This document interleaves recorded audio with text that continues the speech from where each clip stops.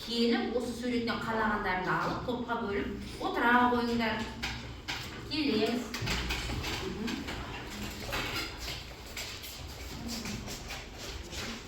Отыра қоямыз орныңызға.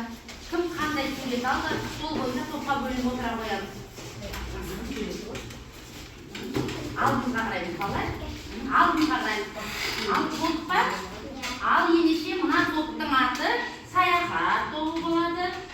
Екінші тобымыздың аты туризм тобы болады. Енді балалар, бүгінгі біздің сабағымыз ерекше өткен жоқ балалар, бізге бүгінгі сабағымызға көп қонақ ағайлар келіп отыр екен. Бүгінгі сабағымызға сәттілік тілеймін. Енді бері қарай назар аударамыз. Тақтаға назар аударамыз. Балалар, мына сиқырлы сандықтың ішіндегі сөздерге назар аударамыз. Жоқ.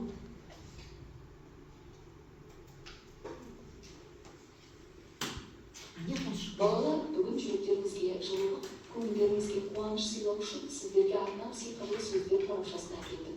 Енді осы парақшаны Дегеніміз балалар, бұл адамның бос уақытында өз еркінше көңіл көтеру мен ем алу үшін және басқа да бір жерге ерікті саяхаттап, серуендеп баруды айтады екен. Туризмге барғандар бар ма? Ата-аналарың бар ма? Басқа елдерге бар ма? Шетелдерге барды ма? Шетелдерге қыдырып, саяхаттап барғандар бар ма? Ендеше болашақта балалар, сендер үлкен азаматша болған кезде білімдеріңді жетілдіру үшін шетелдерге барып оқып, шетелдерге саяхат жасауларға болады екен болашақта. Енді бұл туризмнің балалар, басқа жерлерге барып демалуға болады. Енді суреттерге назар аударыңызшы балалар. Мінекей, адамдар қайда барып жатыр? Нені тамашалап жатыр? Барып, туризмге барып. Бірінші суретте не көріп тұрсыңдар? Нені көріп тұрсыңдар? Тауларды, көлдерді тамашалап тұр, я? Ал енді екінші суретте нені көріп тұрсыңдар? Нені көріп барып жатыр? Балалар, мынау мавзолей, кесене екен. Біздің Тараз қаласында да осындай мавзолейлер бар екен, кесенелер бар екен. Айша биби кесенесі бар екен, Қарахан кесенесі бар екен. Саяхаттап, алдағы болашақта саяхаттап баруымызға болады екен, жоспарлауымызға.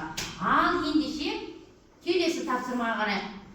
Енді туризм сөзі балалар, француздың тур, яғни саяхат деген сөзінен шыққан. Біз жаңа айттық қой, саяхаттап біз басқа жерлерге барып қыдырдық, дем алдық, таза ауа жұттық, денемізді шынықтырдық, денсаулығымызды одан әрі нығайтып, жетілдірдік деп жатсына ғой. Сол сияқты саяхат екен. Туризм сөзі француздың тур, саяхат деген сөзінен шыққан екен. Туризм адамдардың басқа елдерге немесе өз жеріндегі белгілі бір орындарға саяхаттап бару екен. Біздің Қазақстанда балалар туризм жақсы дамыған екен. Басқа шетелдерге бармасақ та өзіміздің Қазақстанның ішінде де туризмге шығуға болады екен, саяхаттап баруға.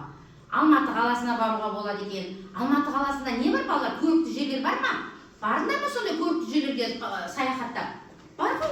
Мұз айдыны бар. Оны не дейміз? Медеу мұз айдыны бар. Тағы не бар? Тағы не бар? Әдемі? Көктөбе бар екен. Көктөбеде ана қанатты жолға мініп, табиғатты тамашаларыңдар ма? Көргендерің бар ма? Кім барды Алматыға саяхаттап? Айта ғой Айсұлтан. Айта ғой Айсұлтан. Не көрдің сен Көктөбеде? Нені көріп тамашаладың? Айта ғой, ұялмай айта ғой. Нені көріп тамашаладың? Көргеніңді айтсың? Кімдермен бардың сен Көктөбеге? Атасымен, мінекей атасымен, апасымен Көктөбеге саяхаттап барып, тамаша табиғатқа неғып келдің? Көріп, қуанып келдің, я? Тақым барды. Ал әдемі айта ғой. Көктөбеге барған кезде көп адамдарды көрдім. Тағы не көрдің? Ал енді сол саяхатқа Көктөбеге барғанда қандай көріп тұрген міндің сен? Қандай көріп тұрген міндің? Қандай көріп тұрген мінге болды? Ұшақпен бардың дейді. Сен бардың ба өзің ұшаққа мініп? Барған жоқсың ба? Болашақта бар. Машинамен қыдырдым дейді. Ал тағы неге мінуге болады? Саяхаттап барғанда қандай көріп түрлеріне мінуге болады?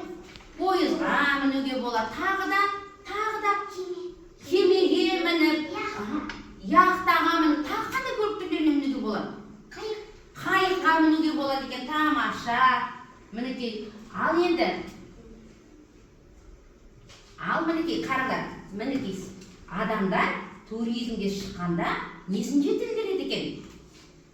Білімдерін жетілдіруге болады екен. Шетелдерге барып, өз білімдерін жетілдіруге де барады екен. Шетелдерге барып, бір-бірімен не қылуға? Шетелді көріп, қызықтап, қыдыруға да болады екен. Тамаша, тағы да жаңа жерлерді көру үшін барады екен. Саяхатқа, туризмге барғанда. Ал не үшін барады екенбіз, балалар? Дем алу үшін. Қалай дем аламыз ол жақта?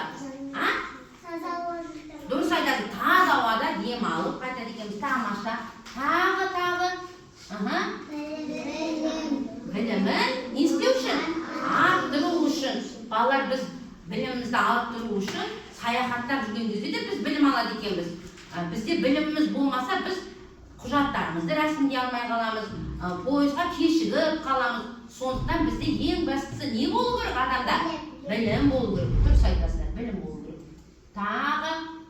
Тағы нені тамашалаймыз біз? Қыдырып жүріп, табиғатты тамашалап, жақсы демалу үшін, иә? Ал енді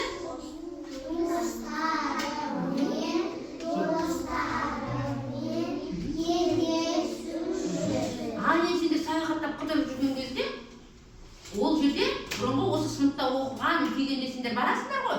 Оқуға сол кезде сендер саяхаттап жүрген кезде достарыңды кездесіп қалулары мүмкін, туған туыстарыңды да кездесіп қалулары мүмкін. Тамаша. Тағы